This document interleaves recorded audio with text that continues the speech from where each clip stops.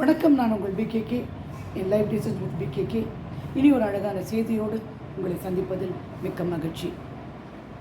என்ன அப்படின்னா, காலையில் எழுந்துக்கும் போது எப்படி நடங்க, என்ன எல்லாம் என்னை சுற்றி நடக்கின்றதோ என்னுடைய உயர்வான வாழ்க்கைக்கு வழிகாட்டும்படி அது நடக்கிறது. பிரபஞ்சம் என்னுடன் எப்போதுமே இருக்கிறது. நான் விரும்பும் அனைத்தையும் எனக்கு அது கொடுத்து விட்டது. அதற்கு நான் நன்றியுடன் இருக்கிறேன். இப்படின்னு ஆரம்பிங்க ஒரு நாளை. ஒரு வினாடி துளி உங்களுக்கு இது வேண்டும் அப்படின்னு நீங்கள் நினச்சிங்கன்னு வச்சுக்கோங்களேன், ஆட்டோமேட்டிக்காக நீங்கள் நினைக்கிறது டக்குன்னு அங்கே உருவாயிடும். பிரபஞ்சத்தில் அப்படியே ரெடி ஆகிட்டே இருக்கும். அது வெயிட் பண்ணும். எதுக்கு வெயிட் பண்ணும்? நீங்கள் சரியான வார்த்தைகளை உபயோகப்படுத்தி சரியான உணர்ச்சிகளை கொடுத்து அதனிடம் கேட்பீர்கள் என்று காத்திருக்கும். சில நேரம் பிரபஞ்சம் உங்கள் காதில் கிசுகிசுக்கும். அந்த கிசுகிசுப்பு உங்கள் காதில் விழணும் அப்படின்னா மனசை ஒருநிலைப்படுத்தி கிளியராக வச்சுக்கணும். அந்த சத்தம் கேட்கும். அதுதான் உள்ளுணர்வு, இன்ட்யூஷன் அப்படின்னு நம்ம சொல்கிறோம்ல. சில விஷயம் நமக்கு இது சரிப்படாது அப்படின்னு தோணுச்சுன்னா ஃபஸ்ட்டு என்ன தோணுதோ செய்யாதீங்க. அதுதான் இன்ட்யூஷன். அதுதான் பிரபஞ்சம் உங்கள் காதில் சொல்லுகின்ற ரகசியமான வார்த்தைகள். உங்களிடம் உள்ள பொருள், உறவு மற்றும் எந்த விதமான விஷயங்களையும், எல்லா விதமான விஷயங்களையும் பிரபஞ்சம் மாற்றிக்கொண்டே உங்களுக்கு தேவைக்கேற்றபடி தந்து கொண்டிருக்கும். அதை உணர்வதற்கான கெப்பாசிட்டி, தன்மை, அது உணர்வுக்கான நாம் ரெடி பண்ணிக்கணும். எப்படி ரெடி பண்ணிக்கணும்? அப்படி உட்கார்ந்துருக்கும்போது நிறைய யோசனை வரும். அப்படி இப்படி அப்படி இப்படி திடீர்னு தேவை ஒன்று தேவைப்படும். அந்த தேவை தேடும்போது இந்த அப்படி இப்படி தேவையில்லாத விஷயம்லாம் யோசனை பண்ணல, அதெல்லாம் அப்படியே எடுத்துடணும். மனசை என்ன கிளியராக வச்சுக்கணும்? பொறாமை இருக்கக்கூடாது, கோபம் வரக்கூடாது, பயம் இருக்கக்கூடாது, வருத்தம் இருக்கக்கூடாது. இதெல்லாம் குப்பை. இந்த குப்பை எல்லாம் தூக்கி வெளியில் போட்டால் காலியாகிடும். காலியாகும்போது ஒரு அமைதி ஏற்படும். அமைதியாக இருக்கும்போது இந்த கிசுகிசுப்பு காதில் விடும். நமக்கு தேவைப்பட்ட அனைத்தும் நம்மளை சேர்ந்துவிடும். எப்போதும் நல்ல புதிய ஆற்றலை வரவேறுங்கள். என்ன புதிய ஆற்றல், என்ன புதுசு எனர்ஜி அப்படின்னா பாசிட்டிவ் எனர்ஜி. நல்ல விஷயங்களா மலரை பார்ப்பது, நல்ல விஷயங்கள் பேசுவது, நல்ல விஷயங்கள் படிப்பது, நல்ல விஷயம் வீடியோ பார்க்குறது. காசு வேணுன்றவங்க இந்த பணத்தை பற்றி போடுறாங்கல்ல, கோல்டு காயின்ஸாக கொட்டும், அதை பார்த்துக்கிட்டே இருங்களேன். எவ்வளோ நேரம் நீங்கள் அதை நினைக்கிறீங்களோ அவ்வளோ நேரம் உங்கள் பணத்தொல்லை தீர்ந்துவிடும். உங்கள் கஷ்டம் முடிந்துவிடும். கஷ்டத்தை பற்றி நினைக்கக்கூடாது. கஷ்டம் முடிந்து விட்டதாக நீங்கள் அதை நினைத்து மகிழ வேண்டும். அப்போது கஷ்டம் போதும். மகிழ்ச்சி, அந்த ஆற்றல் என்னென்னா நல்ல மகிழ்ச்சியாக, எனர்ஜெட்டிக்காக, சந்தோஷமாக, மன அமைதியாக, வேண்டாத குப்பைகள் அனைத்தும் ஒழித்து நிம்மதியாக நீங்கள் இருக்க உங்களுக்கு அது மேலும் மேலும் உங்களிடம் சேரும்.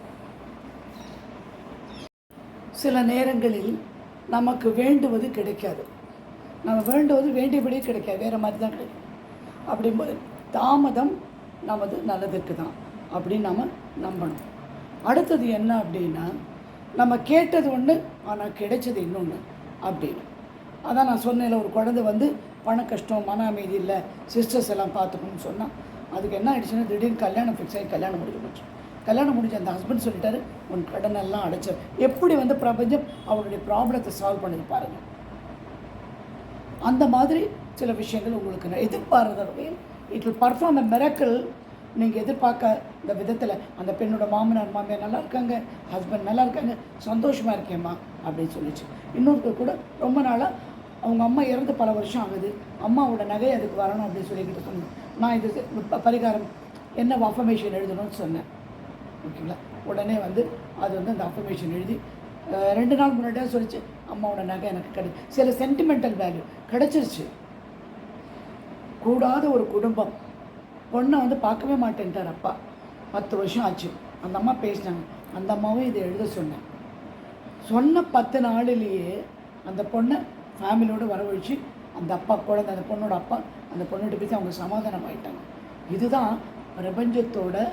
இட் டிபெண்ட்ஸ், ஆளுக்கு ஆள். சிலருக்கு உடனடியாக நடக்கும், சிலருக்கு கொஞ்சம் லேட்டாக நடக்கும், சிலருக்கு நினைக்கிறதுக்கு முன்னாடியே நடந்துடும். எப்போ நீங்கள் நினைக்க ஆரம்பிக்கிறீங்களோ அப்போ உங்களுடைய கனவுகள் அங்கே நினைவாயிட்டே இருக்கும். நீங்கள் அதை புரிந்து கொண்டு சரியான மனநிலை உணர்ச்சியோடு அதை நீங்கள் வரவேற்க வேண்டும். நான் உயரிய நிலையில் வாழ்க்கையில் அடைய வேண்டும் என்று நினைத்த மாத்திரத்திலேயே அந்த உயரிய நிலைக்கான அத்தனை விஷயம் கடகடன் செய்ய ஆரம்பிச்சிடும். நீ வந்து கேட்க வேண்டியது தான். நீங்கள் கண்டிப்பாக உயரிய நிலைக்கு போவீர்கள். நிறைய பேர் என்னை அடிக்கடி கேட்குறாங்க, இதுக்கு எப்படி அஃபர்மேஷன் பண்ணுறது? இப்போது ஒரு சாதாரண விஷயம் வச்சுக்கோங்க.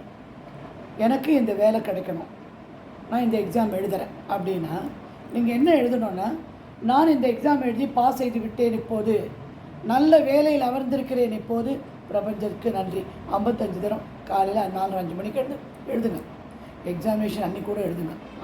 அதே மாதிரி கடன் கொடுக்கணும், கடன் திருடணும்னா நாம் எல்லாம் அந்த யார் பேரெல்லாம் இருக்கோ அவங்க பேரெல்லாம் எழுதி அந்த சென்டென்ஸில் இவங்க அனைவருக்கும் நான் பணம் கொடுத்து விட்டேன், அவர்களிடம் மன்னிப்பு கோருகிறேன், பணம் கொடுத்து விட்டேன், இப்போது அவர்களிடம் மன்னிப்பு கோருகிறேன், பிரபஞ்சத்துக்கு நன்றி. இதுதான் எல்லாத்துக்குமே என்ன வேணுமோ அது நடந்து விட்டதாக சொல்லி அதற்கு நன்றி சொல்லி மகிழ்ச்சியாக இருப்பதாக சொல்லி முடியுங்க. தானாக ஆட்டோமேட்டிக்காக உங்களுக்கு வேணுங்கிற அத்தனை விஷயம் நடந்துடும். ஒரு விஷயம் உங்களுக்கு தேவையாக இருக்கா, நீங்கள் என்ன பண்ணுங்கன்னா பிரபஞ்சத்துக்கிட்ட சொல்லிவிட்டு எழுதியெல்லாம் முடித்து காட்சிப்படுத்தி வேலையை பார்த்துக்கிட்டு திரும்பி பார்க்காதீங்க. எப்படி நடக்கும், ஏன் நடக்கும், அப்படி நடக்குமா, உங்களுடைய சிற்றறிவு அதில் போடாதீங்க. எல்லாம் வல்ல பேரறிவு அங்கே உட்காந்துருக்கு. அந்த பேரறிவு ஆட்டோமேட்டிக்காக உங்களுக்கு வேணுங்கிற தன்னிச்சையாக உங்களுக்கு வேணுங்கிற விஷயம் வந்து சேரும், உங்களை நோக்கி வந்து சேரும். நீ கேட்டால் நான் தருவேன் என்பது கடவுள் உனக்கு செய்து கொடுத்த சத்திய பிரமாணம். நீ கேளு, உனக்கு என்ன வேணும் நீ கேளு, மனசால கேளு, உணர்வால கேளு, நான் கண்டிப்பாக உனக்கு செய்கிறேன். மாட்டேன்னு சொல்லு. கடவுள்கிட்ட ஒரே ஒரு விஷயம் மாத்திரம், மாட்டேன்னு அவருக்கு சொல்ல தெரியாது, பிரபஞ்சத்துக்கும் மாட்டேன்னு சொல்ல தெரியாது. அது நீங்கள் கேட்டது எல்லாம் கொடுத்துட்டே இருக்கும். நீ கேட்குற விதத்தை பொறுத்தது. உண்மையாக கேட்கணும், உணர்வோடு கேட்கணும், சந்தோஷமாக நடந்து முடிஞ்சதாக கேட்கணும். அப்படி கேட்கும்போது ஆட்டோமேட்டிக்காக அது உங்களுக்கு கொடுத்துவிடும். எந்த கடவுளாக இருந்தாலும் நீங்கள் யாரை கும்பிட்டாலும் அந்த கடவுள் கொடுத்து விடுவார் உங்களுக்கு. இப்படி சொல்லுங்கள், இந்த உலகத்தில் எனக்கான நாள் சந்தர்ப்பம், என்னுடைய செல்வம், என்னுடைய அன்பு, என்னுடைய உறவு என்னிடம் வந்து கொண்டிருக்கிறது, இப்போது பிரபஞ்சத்திற்கு நன்றி. அதை உணர்ச்சியோட அலைவரிசைக்கு உண்டாக்கி கொண்டு போய் சேர்க்கணும். அடுத்தது, யாரும் உங்களை மிக கஷ்டப்படுத்தினாலோ கஷ்டமான சூழ்நிலையில் உங்கள் வைத்தாலோ அவர்களை உங்கள் வாழ்க்கையிலேருந்து விலை என்ன தான் உயிரே விட்ட ரொம்ப அன்பாக உங்களுக்கு அவங்க இல்லாத வாழ்க்கை அப்படி இல்லை, இல்லாத யாரும் இல்லாத வாழ்க்கை அப்படின்னு நினைக்கவே கூடாது. இவங்க எல்லாம் இருக்க முடியாது. அவங்க ஒரே ஒரு விஷயந்தான் அதுக்கு, தனியே வந்தோம் தனியே புறப்படுவோம். என்ன வச்சுக்கோங்க, தனியாக தான் வந்தோம், இங்கே அந்த உறவு இங்கே தான் விட்டுட்டு போக போகிறோம். கூட கூட்டிகிட்டு போவோமா, அம்மான்றதுக்காக 4 நாள் கூட வச்சுப்பாங்களா? இறந்த பிறகு வைக்க மாட்டாங்க. இறந்த பிறகு நீ பிணம், நீ வெறும் உயிரற்ற உடல். அப்படி இருக்கும் பட்சத்தில் நீ தனியாக இருக்கிறதுக்கு பயப்படாத. நீ இவங்க இல்லாட்டி நான் இப்படி யார் இல்லாட்டி யாரும் யாருக்கும் தேவையே கிடையாது. அந்த தேவை எப்படி வருதுன்னா உன்னுடைய டிபெண்டன்ஸ். அப்போ சில பேர் அட்வான்டேஜ் எடுத்து உங்களை கஷ்டப்படுவாங்க. அந்த மாதிரி கஷ்டப்படுத்துகிறவங்கள தூரம் விலக்கி வையுங்கள். ஒரு அம்மா என்கிட்ட ரொம்ப வருத்தப்பட்டாங்க, இந்த மாதிரி தனிமையில் இருக்கேன், என் பிள்ளைங்க என்னை கவனிக்கலை கொள்ளன்னு. நான் அந்த அம்மாட்ட சொன்னது தான், நீங்கள் தனிமையே எனக்கு பாசம் என்னால் தாங்கலை, அவங்க பேர் சாட்டி கஷ்டமாக இருக்குது எனக்கு அப்படின்னாங்க. எனக்கு அவங்களுக்கு என்ன ஆறுதல் சொல்ல தெரியல. நான் சொன்னேன், நிறைய சாமி கும்பிடுங்க, கோவிலுக்கு போங்க, கொஞ்சம் வெளியில் அப்படி போயிட்டு வாங்க. நான் காசு பணம்லாம் கேட்கறது இல்லைம்மா, ஆனால் என் பசங்க என்கிட்ட என்னமோ தெரியாதம்மா பேச மாட்டேன்னு ஒரு ஃபோன் எடுத்து பேசலாம் இல்லைம்மா, பக்கத்தில் தான் இருக்காங்க. வீடு கொடுத்தேன், வாசல் கொடுத்தேன், நகை கொடுத்தேன், பணம் கொடுத்தேன், என்ன இருந்தாலும் என் பசங்க என்ன காரணம் தெரியல, அந்த பசங்க அவங்க அம்மா கூட பேசாமல் இருக்காங்க. இது ஒரு சின்ன மிஸ் அண்டர்ஸ்டாண்டிங். நான் எல்லாம் வல்ல பிரபஞ்சத்தை வேண்டிக் கொள்கிறேன், அந்த மிஸ் அண்டர்ஸ்டாண்டிங் தீர்ந்து அந்த மாட்டவன். அதுதாங்க ஒரு பசங்க கூட ஒரு அளவுக்கு மேலே நமக்கு டைம் கிடையாது அவங்களுக்கு. அதனால் ரொம்ப டிபெண்ட் பண்ணாதீங்க. ரொம்ப அவங்க மேலே அவள் வச்சு பின்னாடியே சுற்றிட்டு இருக்காது. அன்பு வைக்க வேண்டும், அன்பு தேவை, மக்கள் தேவை. ஆனால் அந்த மக்களும் அன்பும் வலியும் வேதனையும் கொடுக்கும் பட்சத்தில் அவர்கள் வேண்டாம். நீங்கள் அவங்கள விட்டுடுங்க, அது தானாக ஓடிக்கும், வாழ்க்கை ஓடிவிடும். மெதுவாக நமக்கு பழகி போயிடும். புரிஞ்சுதான்? இப்போ இந்த மூளையை ரீவயரிங் சொல்லி ஆங்கிலத்தில் சொல்லுவாங்க. அது எப்படி பண்ணுறது? ரீவயரிங்னா என்னென்னா ஒரு வேலை செஞ்சுட்டே இருக்கும்போது அப்படியே ரொட்டீனாக போயிட்டே இருக்கும். அப்புறம் என்ன ஆகிடும், ஒரு மாதிரி சலிப்பு வரும். அந்த சலிப்பெல்லாம் எடுத்துகிட்டு செய்கின்ற அந்த வேலையை மாற்றி புது விதமாக வேறு ஏதாவது. நான் என்ன பண்ணுவேன்னா, பொழுதுபோக்குறதுக்கு கொஞ்ச நாள் பொழுதே கிடையாது, ஆனால் ஏதோ ஒரு ஜபம் சொல்லிக்கிட்டேன், குரோஷே போடுவேன். குரோஷே போட்டு முடிச்சு நான் தூக்கி போட்டுருவேன். அடுத்தது ஒரு எம்ப்ராய்டரி பண்ணுவேன். அப்புறம் நான் அந்த மணி கோக்குறது எனக்கு ப்ராக்டிஸ், அது ஒரு ஹாபி. அப்புறம் மணி கோப்பேன். அதெல்லாம் முடிஞ்சு தான் உட்காந்து கண்டென்ட் எழுதலாம். எனக்கு ரொம்ப பிடிச்ச சாமி பாட்டெல்லாம் கேட்டுட்ருப்பேன். அது ரொம்ப பிடிச்ச முருகனோட முத்தை பத்தி திருநகை அத்திக்கரை சத்தி சரவண அப்படின்ற முருகனோட பாட்டு ரொம்ப அருமையான பாட்டு. அதை கேட்பேன். அந்த சந்தம்லாம் அவ்வளோ அழகாக இருக்கும். ஸோ அந்த மாதிரி நம்மளை என்டர்டெயின் பண்ணி வச்சுக்கணும். நமக்கு யாரும் என்டர்டெயின் பண்ணணும். உன்னை நீ சந்தோஷமாக இருக்கணும், கூட நான் இப்படி பண்ணுறேன், உனக்கு இது செய்கிறேன், ரொம்ப கம்மி, வெரி ரேர். குழந்தைகளே இல்லை. அப்புறம் தான் ஃப்ரெண்ட்ஸு, உறவு எல்லாம். சில நல்ல நட்பு இருக்கும், அவர்களோடு நல் உறவு கொண்டாடுவோம். இல்லாத பட்சத்தில் விட்டுடுவோம். புரியுதா? அதனால் இந்த மைண்டை ரீவைர் பண்ணிகிட்டே இருக்கணும். ஏன்னா ஒரே துணியை தினம் போடுறது இல்லைல்ல, மாற்றி மாற்றி துணி போடுறோம், மாற்றி மாற்றி பொருள் வச்சுக்கிறோம், நகை போடுறோம், செருப்பு மாற்றி போட்டுக்கிறோம். அந்த மாதிரி வாழ்க்கையிலும் இது நீங்கள் பண்ணணும். எப்படி பண்ணணும்னா, இன்றைக்கி இந்த விஷயம் நடந்துதா, சரி நாளைக்கு வேறு ஏதாவது ஒன்று பண்ணுவோம், இவங்க நம்மகிட்ட பேசலையா விட்டுட்டு வேறு விட்டுப்போம். அப்படி பண்ணும்போது புது உலகம், புது மக்கள், புது விஷயங்கள் உங்களை சுற்றி நடக்கும். எல்லா விஷயத்தையும் உங்களுக்கு மாற்றம். அப்படி ரீவயரிங் பண்ணும்போது இந்த ப்ரோக்ராமே வேறு மாதிரி மாறிடும். இப்போ ஃபார் இன்ஸ்டன்ஸ் நம்ம மனசு எப்படின்னா, குரங்கு நம்ம யாராவது ஒரு ஃப்ரெண்ட்ஸ் இருந்தாங்க, அவங்க இந்த மாதிரி அந்த மாதிரிலாம் பண்ணுறாங்கன்னா அவங்கள பார்த்து நாமளும் கொஞ்சமாவது அதை பண்ணிவிடுவோம், கண்டிப்பாக பண்ணுவோம். புரிஞ்சா? அது ஒரு கைண்ட் ஆஃப் ரீவயரிங். மாற்றி நினைப்பது, மாற்றி யோசிப்பது தான் ரீவயரிங். மாற்றி யோசிக்கும் போது உங்களுக்கு புதிய வழிகள் பிறக்கும். ஒரு ப்ராப்ளமே எடுத்துக்கோங்களேன், அதை ஒரே அடி நடித்து அதை கவனிச்சுட்ருப்போம். டக்குன்னு விலகி கொஞ்சம் நேரம் தள்ளி உட்காருங்க, வெளியிலேருந்து எட்டி பாருங்கள். அது யாருக்கும் நடக்குது, அதை எட்டி பார்த்தீங்கன்னா அதோட சொல்யூஷன் உங்களுக்கு ஆட்டோமேட்டிக்காக கையில் போய்டும். ஏன்னா அடுத்தவனுக்கு சொல்லும்போது நமக்கு எப்போவுமே புத்தி ரொம்ப கூர்மையாக இருக்கும். உண்மை அது. நீங்கள் செய்யுங்க. நிறைய பேர் என்கிட்ட கேட்குறாங்க, நீங்கள் மெடிடேஷன் பண்ணும்போது உங்களுக்கு என்னது? எனக்கு மெடிடேஷன் பண்ணும்போது அந்த கிரணம் இருக்கு இல்லையா, ரேஸ் உச்சந்தலையில் இறங்கும். இந்த இடத்துல இறங்கும். அது உங்களுக்கு இறங்கிச்சுன்னா உங்கள் மெடிடேஷன் சக்ஸஸ்ஃபுல்லாக இருக்குது அப்படின்னு அர்த்தம். ப்ளூ லைட் இங்கே தெரியணும். மூன்றாம் கண்ணில் நீல விளக்கு ஒளி தெரியணும். யாருக்கோ ஒருத்தருக்கு தெரிஞ்சுன்னு நான் ஃபோன் பண்ணி என்கிட்ட பேசியிருந்தாங்க. ஆதிரின்னு என்னமோ பேர் உங்களுக்கு. எனக்கு ரொம்ப சந்தோஷமாக இருந்தது. நிறைய நல்ல விஷயங்கள் கேட்போம், நிறைய நல்ல விஷயங்கள் பார்ப்போம், நிறைய நல்ல விஷயங்கள் செய்வோம். ஆட்டோமேட்டிக்காக வாழ்க்கை நல்லா தான் இருக்கும். அது ஒன்றும் கெட்டு போக போகிறதில்ல. எப்போவும் ஒரே சிந்தனை, காலையில் எடுத்து காப்பி போட்டு பால் காய்ச்சி சமையல் பண்ணி டப்பாவில் போட்டு இப்படி பண்ணிகிட்டே வரல ரொட்டீன். அந்த ரொட்டீனை ஒரு நாளைக்கு மாற்றி பாருங்கள். காலையில் எல்லாருக்கும் காஃபி அவங்கவுங்க போட்டுக்கோங்க அப்படி சொல்லி பாருங்கள். அன்றைக்கி நீங்கள் நான் புதுமை பெண் அப்படின்னு நினச்சிப்பீங்க. மாற்றி பாருங்கள். பேட்டர்ன் மாற்றணும். அப்போ நீங்கள் பேட்டர்ன் மாற்றும் போது மூளையும் அதனுடைய யாராவது நினச்சிக்காதீங்க, இந்த அம்மா வீட்டில் சும்மா இருக்கிற பொம்பளைங்கள்லாம் கெடுத்துட்டாங்க அப்படி இல்லை. விதவிதமாக யோசனை பண்ணணும், விதவிதமாக விஷயம் மாற்றி செய்யணும். புரிஞ்சுதா? காஃபி எல்லாருக்கும் கொடுக்கணும், நம்மளுடைய கடமை.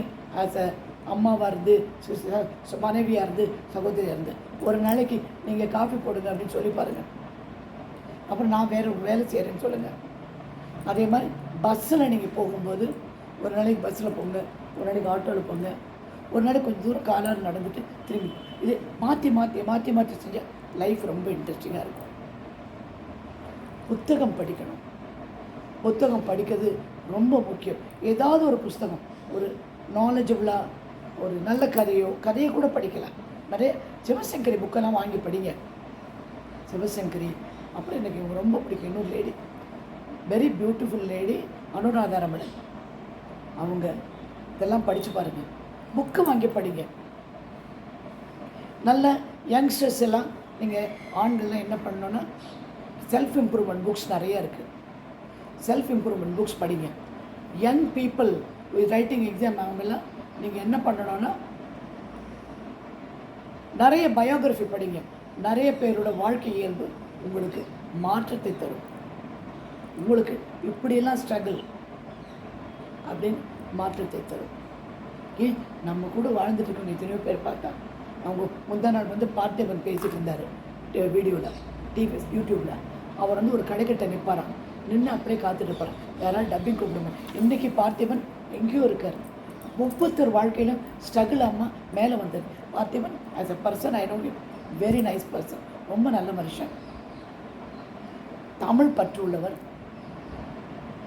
அப்படிதான் அவரே தான் சொன்னார். கவுண்டமணி சார் வந்து எப்போவுமே உயர்ந்த விஷயங்கள் தான் விரும்புவார். ஒரு இடத்துல போனார்னா 7 ஸ்டார் ஹோட்டலில் தான் தங்குவார். எது வந்தாலும் எது செஞ்சாலும் டாப் கிளாஸ். அந்த மாதிரி ஒரு எண்ணத்தை வளர்த்துக்கங்க. வாழ்க்கையில் நான் எது செஞ்சாலும் டாப் கிளாஸ், கீழ் சாதாரண விஷயத்துக்கே போகுது. மனசில் நான் பெரியவள், பெரியாள், பணக்காரன், புத்திசாலி, கர்வம் கிடையாது. நினைத்து கொள்ளுங்கள். நீங்கள் கண்டிப்பாக நினைக்க உங்களுக்கு வேணுங்கிற வேலை வெறும் மேனேஜர் நினச்சிக்காதீங்க, வைஸ் பிரசிடென்ட் நினச்சிக்காங்க. புரிஞ்சுதா? நிறைய விஷயங்கள் நீங்கள் எண்ணுவதில் தான் இருக்குது. எண்ணம் ரொம்ப முக்கியம். இந்த மண்டை இருக்கே, இட்ஸ் a பியூட்டிஃபுல் திங். எத்தனை 1000 வாசல் இதயம், அதில் 1000 எண்ணம் உதயம். அந்த உதயமாகிற அத்தனை எண்ணத்தையும் நல்லபடியாக வச்சு சந்தோஷமாக வாழ்க்கை நடத்து. ஞாயிற்றுக்கிழமைக்கு ஒரு பரிகாரம், காலையில் எழுந்து சூரியனை பார்த்து கொஞ்சம் தண்ணி விட்டுட்டு கும்பிட்டு, உன்னுடைய ஒளிக்கு மிக்க நன்றி, என் வாழ்க்கை உன்னோட ஒளியினால் ஒளிரட்டும், நன்றி நன்றி நன்றி, உன் ஒளிக்கு மிக்க நன்றி, என் வாழ்க்கை உன் ஒளியினால் ஒளியைப் போல் ஒளிரட்டும், மிக்க நன்றி. இப்போது மறந்துடாதீங்க, அதுவும் ஒரு பிரபஞ்சம், பார்த்த பிரபஞ்சம். இனி ஒரு அழகான செய்தியோடு உங்களை நேரில் சந்திக்கிறேன். வணக்கம்.